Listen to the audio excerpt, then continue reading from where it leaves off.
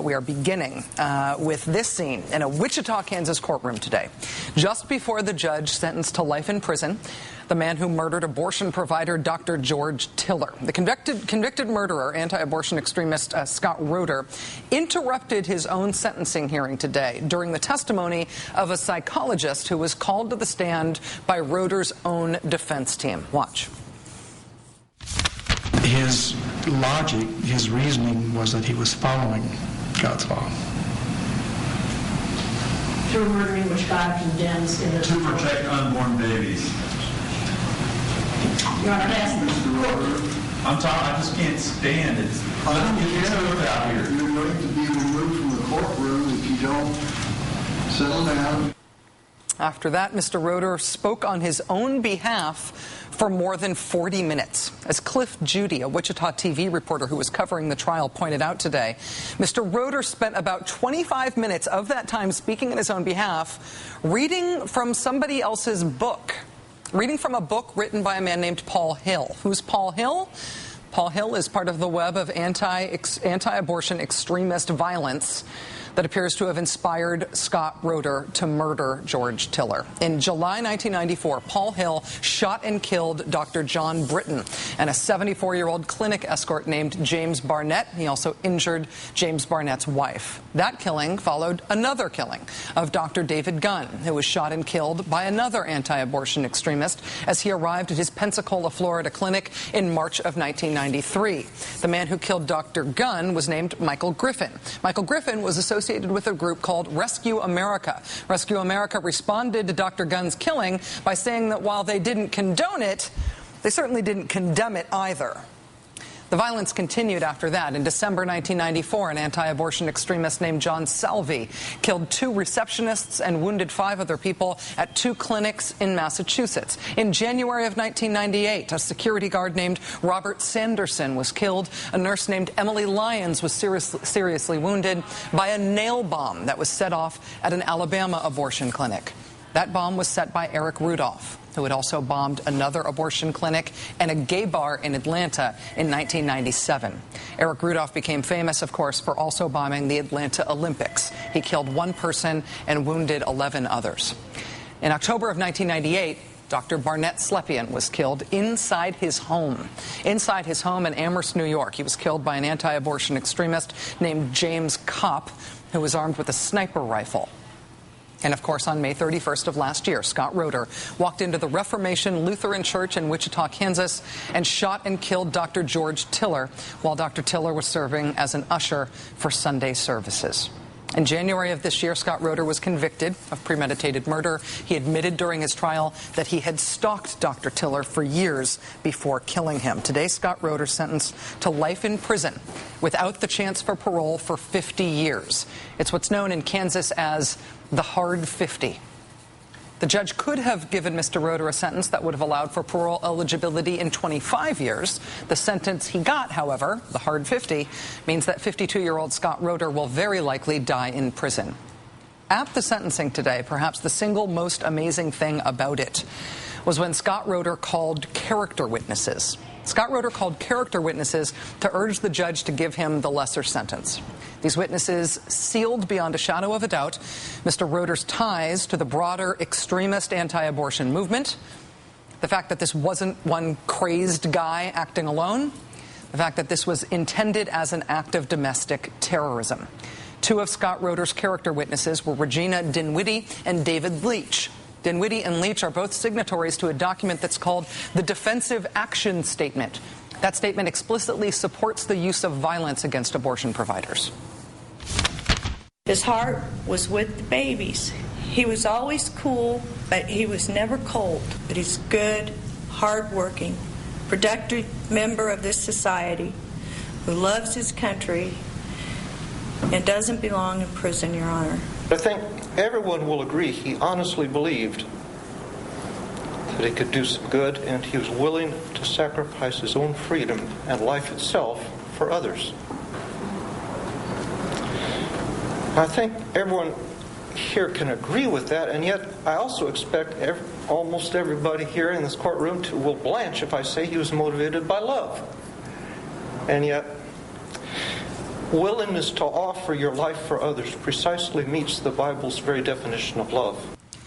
In the aftermath of Dr. Tiller's murder, the first person you saw speaking there, Regina Dinwiddie, she told CNN that the murder was, quote, absolutely justified. She told the Associated Press that she was glad about George Tiller's death. She said at the time, quote, I wouldn't cry for him no more than I would if somebody dropped a rat and killed it. For his part, David Leitch publishes a newsletter that's called the Prayer and Action News. It's a newsletter to which Scott Roeder subscribed and submitted articles. After George Tiller's murder, Dave Leitch spoke to the Associated Press about Scott Roeder, saying, quote, he will be the hero. He will be the hero to thousands of babies who will not be slain because Scott sacrificed everything for them. He told the Iowa Independent, quote, so far the Bible discussion I have seen overwhelmingly supports anyone willing to sacrifice everything in order to physically stop an abortionist from killing thousands of babies. Last year, Dave Leitch tried to auction off, among other things, a Prayer and Action News Army of God edition. He wanted to auction this off to benefit Scott Roeder's legal defense. It's a handbook for using force against abortion clinics. When George Tiller was killed last year by Scott Roeder, it was not the first time that he had been shot by people from this domestic terrorist movement. In fact, Scott Roeder had said that he had visited a woman named Shelley Shannon while she was in prison in Topeka, Kansas. She was in prison for shooting George Tiller. She shot him in both arms in 1993. Dr. Tiller knew exactly what he was up against with this movement determined to use force and murder to get its way. But he believed in what he was doing. He thought it was important to provide the service that he provided to women. At his funeral, a giant floral arrangement spelling out Dr. Tiller's motto was put up in the church. It spelled out, trust women. Joining us now is Julie Burkhart, who worked closely with Dr. Tiller for 8 years. She now directs the Trust Women PAC. It focuses specifically on doctors who provide the kind of services that Dr. Tiller provided and the task of protecting legal access to those services across the country. Ms. Burkhart, thanks very much for joining us today. Thank you, Rachel. Thank you for having me. What's your reaction to today's sentencing? Do you feel that justice was served?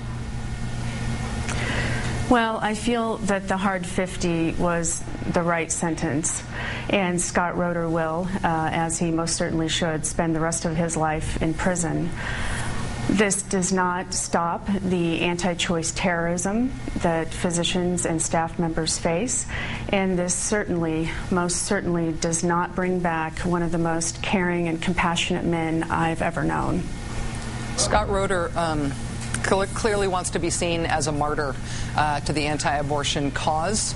I keep mindful of that when we play the statements today from his people who I would consider to be his co-conspirators in the movement, who spoke on his behalf today. We saw it in him invoking and lionizing other people who have killed abortion providers.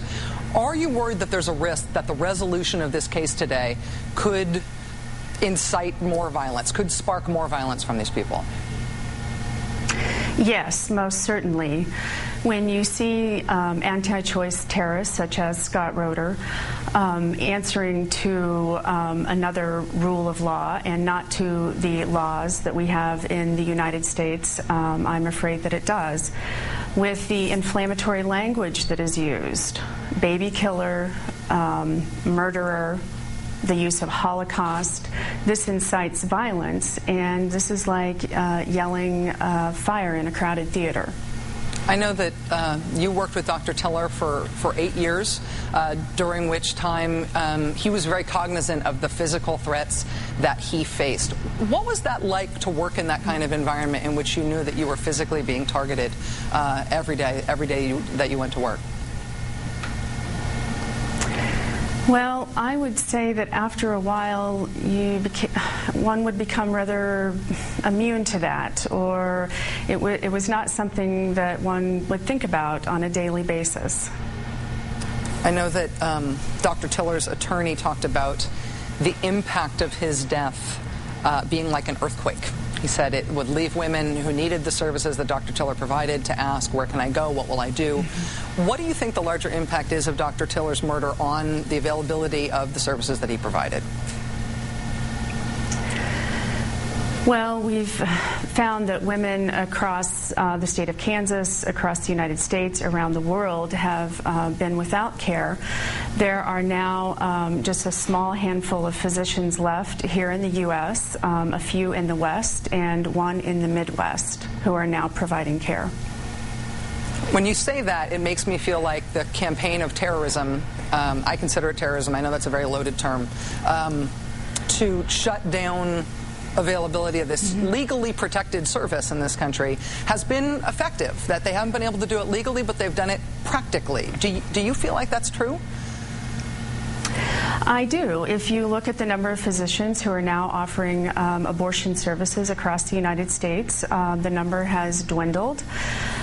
We see an aging population amongst abortion providers. Also, a couple of the physicians who are now practicing in another state, the anti-choice organization Operation Rescue has vowed to go and try to shut them down. So I think this is a real and true threat to physicians across the country.